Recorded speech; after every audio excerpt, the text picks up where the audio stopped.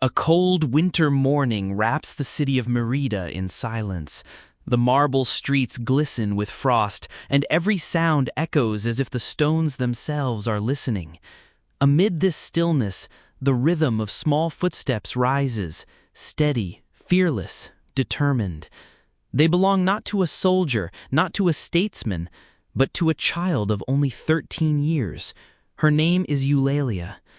By the end of this day, she will no longer be just a daughter of a wealthy Christian family. She will stand face to face with the governor of Rome's mighty empire. She will defy his gods, spit on his idols, and challenge the authority of the empire itself. And before the sun sets, her fragile body will endure agonies designed to shatter even the strongest of men. Yet her voice, her faith, will echo beyond that square, through centuries, unburned by fire.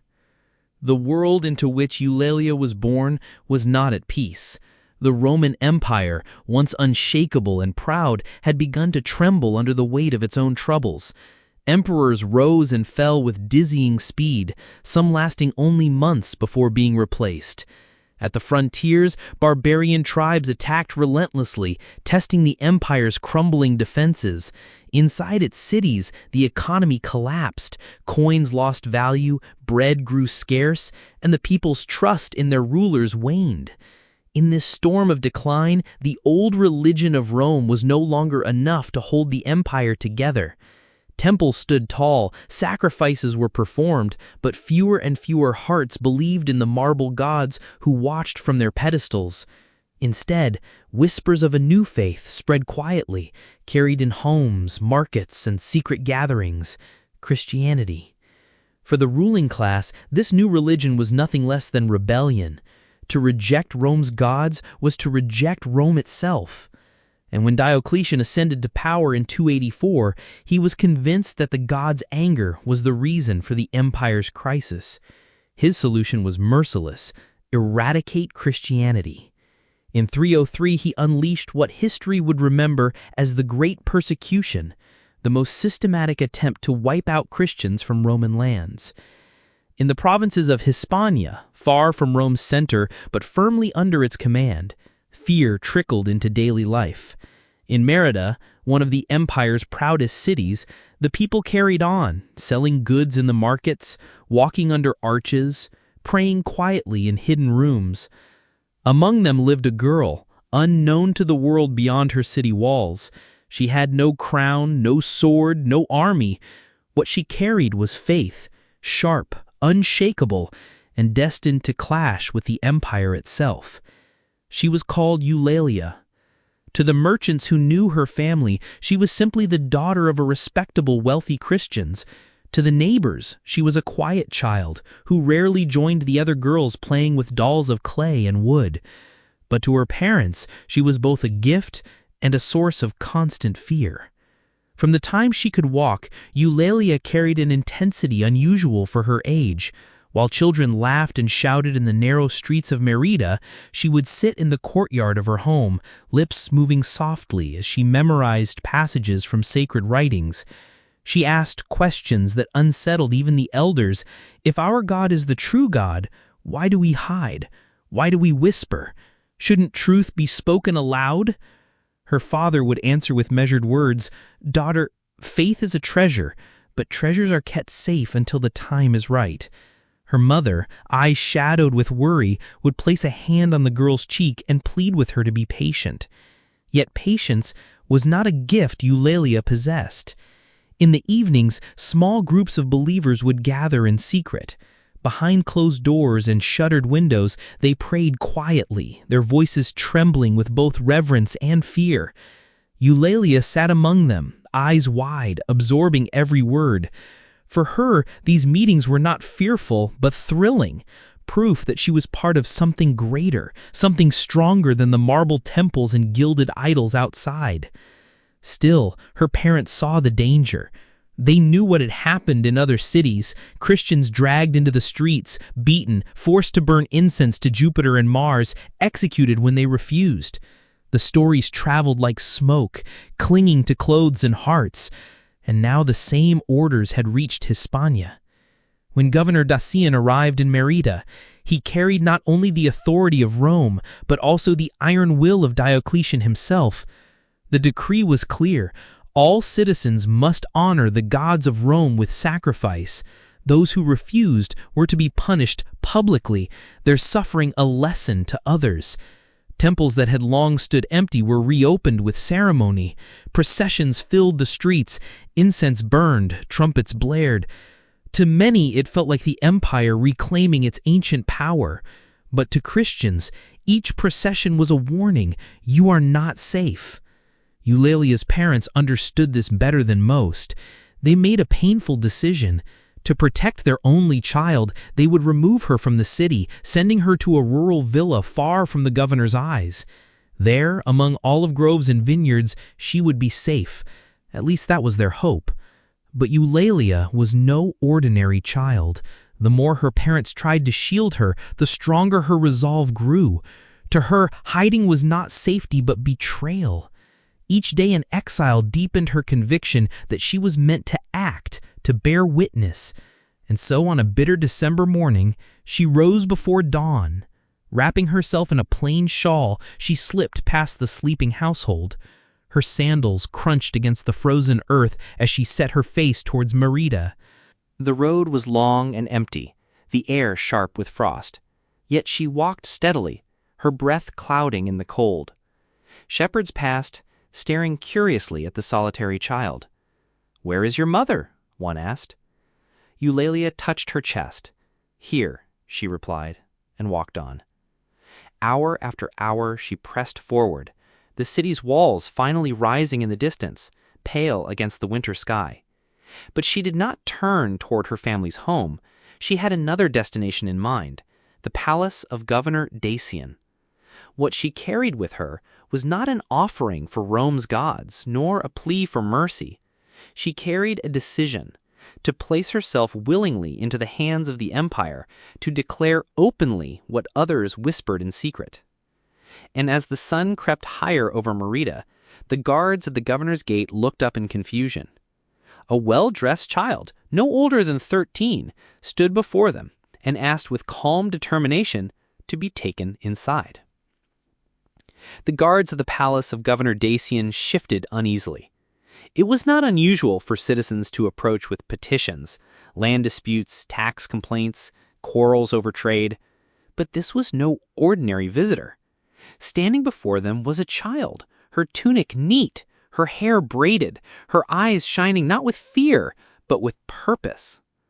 "State your business," one guard barked. "I have come to speak with the governor," she answered calmly. The men exchanged glances. It was almost amusing. A little girl demanding an audience with the most powerful man in the province. Yet there was something unsettling in the way she spoke, her words steady, as if rehearsed not in play, but in prayer. Within minutes, whispers moved through the corridors, and finally, Dacian himself, intrigued, ordered that the child be brought inside. The governor's hall was a place designed to intimidate. Marble columns rose like frozen trees, the floor gleamed, and at the far end stood an altar adorned with small statues of Rome's gods. Behind it, on a high chair, sat Dacian. He was not a cruel-looking man, not at first glance. His face was lined with the weight of office, his eyes calculating, his hands resting on the carved arms of his seat. When Eulalia entered, the murmurs of scribes and soldiers filled the silence. She walked not like a frightened child, but like someone who belonged there. "Your name?" Dacian asked, his voice echoing. "Eulalia of Mérida. I have come to declare my faith." A murmur rippled across the hall. The governor leaned forward, studying her. "Faith. And what faith is that?" "The faith of Christ, the only true God." The words landed like stones in still water. Scribes froze, guards stiffened. No one had expected this. Dacian's expression tightened, but he forced a smile. "Child, you are young, too young to understand such matters. Return to your family. Offer a pinch of incense to the gods of Rome, and no harm will come to you." But Eulalia did not step back. Instead, she advanced toward the altar. Her small figure moved with astonishing boldness. She looked upon the golden statues, Jupiter, Mars, Venus, and her lip curled. "You call these gods?" she said, her voice cutting through the hall. "They are nothing but stone and metal. They do not see, they do not hear, they do not save. Your gods are demons. Only Christ is true." Gasps burst from the onlookers. Dacian's face darkened. He rose to his feet, but before he could speak, Eulalia lifted her hand. With a swift motion, she spat upon the altar. Grain offerings scattered as her sandal struck the pedestal, toppling one of the sacred figures. The hall erupted. Dards rushed forward, some with swords half drawn, others shouted in outrage. To defile Rome's gods in the presence of the governor was unthinkable. "Silence," Dacian thundered, raising his hand. The uproar died into a tense hush. He descended from his seat, standing eye to eye with the girl. Though he towered over her, it was Eulalia whose gaze held steady, while his wavered with something close to unease. "I cannot have Roman gods defiled by such disrespect," he said slowly. "Your words are treason, your act blasphemy. Do you understand what punishment awaits?" "I understand, and still I will not deny Christ." Dacian studied her for a long moment. Perhaps part of him hoped she would break, that she would falter at the last second. But there was no tremor in her voice, no flicker of doubt in her eyes. Finally, he turned to his guards. "Take her. She will be punished publicly. Let the city see what becomes of those who mock the gods of Rome." As the soldiers seized her arms, Eulalia did not resist. She lifted her head high, and to those watching, she seemed taller than her small frame allowed. That night, preparations began in the square. Torches were lit, iron tools laid out, and rumors spread like wildfire. Tomorrow, a child would face the might of Rome, and while the city held its breath, Eulalia prayed in her cell, ready to meet the dawn. The morning broke cold and pale. The sky stretched wide and unforgiving above Mérida's forum. Word had spread through the city like wildfire. A child, only 13, had defied the governor, spat on the gods of Rome, and now she would be punished. By sunrise, the square was crowded. Merchants closed their stalls. Families gathered in uneasy silence. Soldiers formed rigid lines around the platform built overnight. At the center, tools of iron glistened in the frost, rods, hooks, braziers, chains. They did not belong to children's tales, yet today they would be turned against one. When Eulalia was brought forth, the crowd gasped. She was so small, her frame delicate beneath the plain tunic, her wrists bound but her head held high. Some expected tears, others pleading, but her face was calm, almost radiant, her lips moving silently as if in prayer. Governor Dacian mounted the platform. His voice rang across the square, heavy with ceremony. "This girl has mocked the gods of Rome. Let all here witness, the price of blasphemy is suffering. So let her torment begin." The first lash of rods struck her back. The sound cracked through the air like thunder. The crowd flinched, but Eulalia did not cry out. She only whispered a hymn, her voice fragile but steady. Next came the iron hooks. Soldiers raked them across her skin, tearing flesh. A mother in the crowd pulled her child close, shielding his eyes. Yet Eulalia sang louder, words of hope rising against the violence. Torches followed. Flames licked at her wounds, searing her young body. The stench of burning flesh filled the air, and still she did not renounce her faith. Coarse salt was rubbed into the bleeding cuts.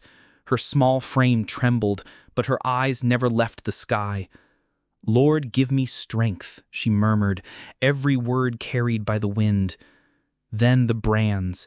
Heated irons pressed against her ribs, leaving blistering scars. Even the hardened soldiers looked away, unwilling to meet her gaze. Her fingernails were torn out one by one, each removal greeted not with curses, but with whispered psalms. Some in the crowd began to weep. This was no ordinary child. This was defiance wrapped in innocence. Boiling oil poured over her open wounds. Her body shook, yet her lips still moved. She prayed not for herself, but for her parents, for the other Christians watching, for the city that condemned her.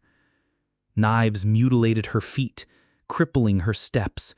She staggered, then forced herself upright, as though refusing even gravity's mercy. Molten lead dripped upon her head, searing her scalp. A few fainted in the crowd, unable to watch. Soldiers, hardened by war, clenched their jaws to hide their unease. Her hair was ripped out in bloody clumps.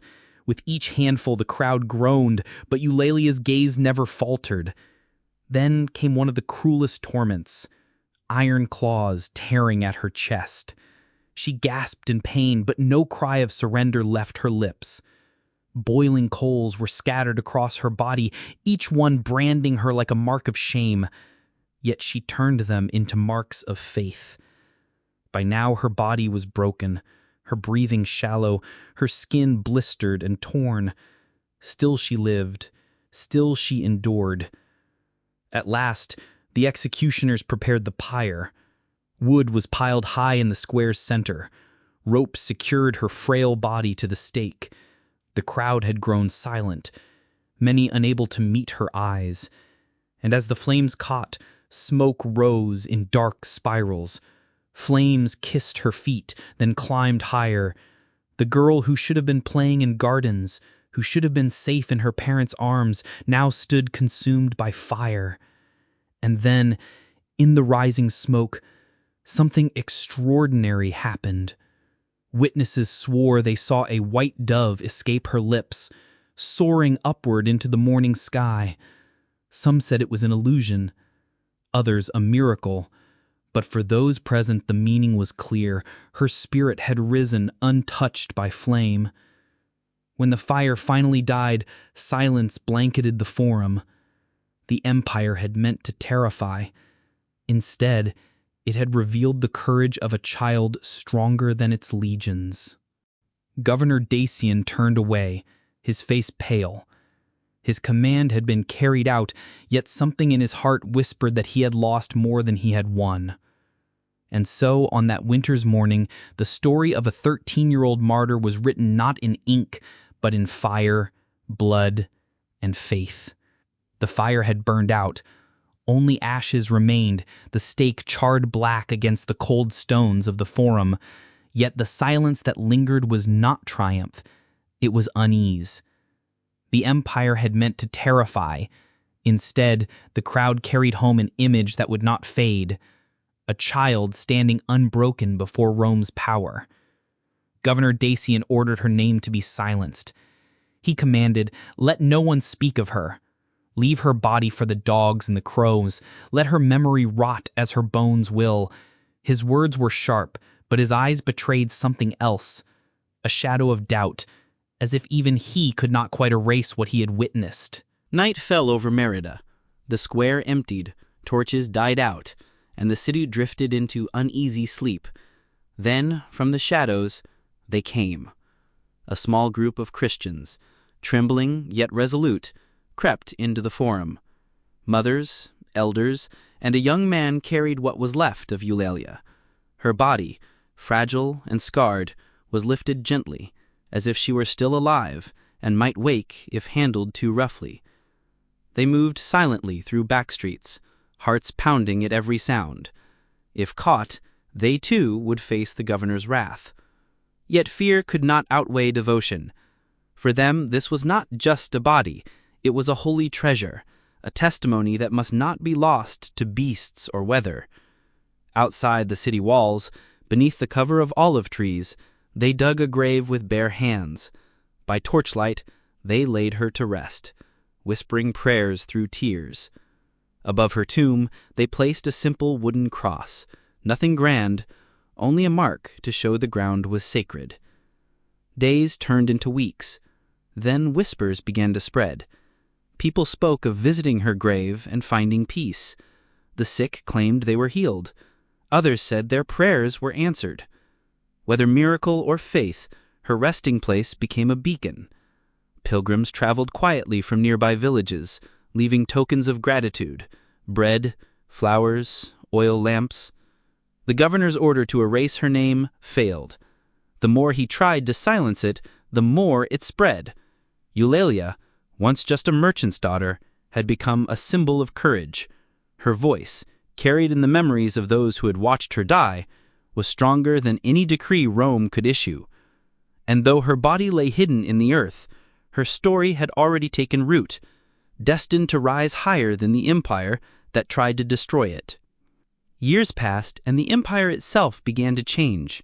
Not long after Eulalia's death, the persecution that had consumed so many lives began to fade. When Emperor Constantine rose to power, he granted freedom to Christians. What had once been whispered in secret could now be spoken in the open. In Mérida, the grave of the young martyr became a place of pilgrimage. People came from distant villages, drawn by the story of the child who had stood against Rome's might. They knelt beside her resting place, praying for courage, for healing, for hope. Some swore miracles happened there. Sickness cured, hearts strengthened, despair turned to faith. Whether legend or truth, the devotion only grew. Soon, over her tomb, a great basilica was built. No longer hidden in the shadows, her name was spoken freely, sung in hymns, carved into stone. She was no longer just Eulalia, the daughter of a Christian family. She was Saint Eulalia, patron of Mérida, a symbol for all of Hispania. Poets like Prudentius wrote verses about her courage, immortalizing it in language that traveled across centuries. To the faithful, she was not only a martyr, but a guiding light, proof that conviction can shine even through the frailest vessel. To others, even skeptics, her story was unforgettable, a child who chose death rather than dishonor. Today, more than 17 centuries later, her memory still lives. On December 10th, thousands gather in Mérida to honor the girl who defied an empire. Pilgrims walk the same streets she once walked, their footsteps echoing her courage. Her story reminds us of something timeless. Strength is not measured in age or size. It is measured in the will to stand for truth, even when the world demands silence. Eulalia's body perished in fire, but her faith could not be burned. Her legacy endures, a flame passed from generation to generation, still burning, still unbroken.